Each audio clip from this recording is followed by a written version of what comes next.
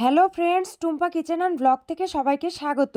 আজকের পর্বে নিরামিষ কাটোয়া ডাঁটার সর্ষে বাটা চচ্চড়ি রেসিপি থাকছে। কোনো রকম পেঁয়াজ রসুন ছাড়া সর্ষে বাটা ডাঁটায় চচ্চড়ি রান্না করব। আমার চ্যানেলটিকে সাবস্ক্রাইব না করলে চ্যানেলটিকে সাবস্ক্রাইব করুন। এখানে আমি কাটোয়া ডাঁটা নিয়েছি। ডাঁটাগুলো টুকরো টুকরো করে কেটে নেব।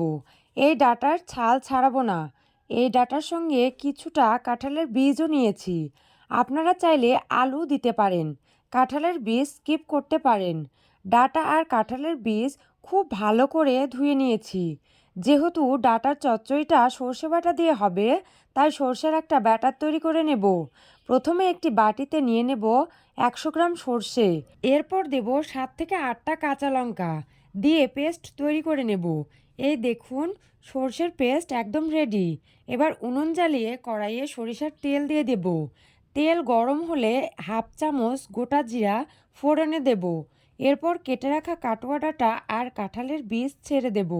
এরপর দেব 3 থেকে 4টা কাঁচা লঙ্কা দিয়ে একটু নাড়াচাড়া করে দিয়ে দেব স্বাদ মতো লবণ, হাফ চামচ হলুদ গুঁড়ো, হাফ চামচ ধনে গুঁড়ো দিয়ে ডাঁটাগুলো খুব ভালোভাবে ভেজে নিতে হবে।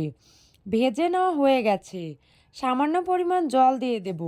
এতটুকু মনে রাখবেন, এই জলে দেওয়াতে ডাঁটাগুলো সুসেদ্ধ হয়ে যাবে।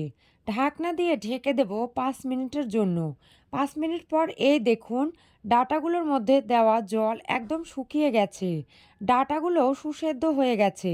এবার এর মধ্যে দিয়ে দেব আগে থেকে তৈরি করে রাখা সর্ষে আর কাঁচা লঙ্কার পেস্ট দিয়ে খুব ভালো করে মিশিয়ে নেব।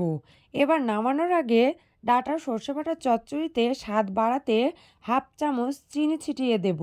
আবারও কিছুক্ষণ নাড়াচাড়া করে নামিয়ে নেব। পেঁয়াজ রসুন ছাড়া এই নিরামিষ সর্ষে বাটা দিয়ে কাটোয়া ডাঁটার চচ্চড়ি একবার বাড়িতে ট্রাই করুন। আশা করছি ভালো লাগবে। আজ এই পর্যন্তই। আবারও ফিরে আসবো নতুন রেসিপি নিয়ে। ততক্ষণ ভালো থাকুন, সুস্থ থাকুন।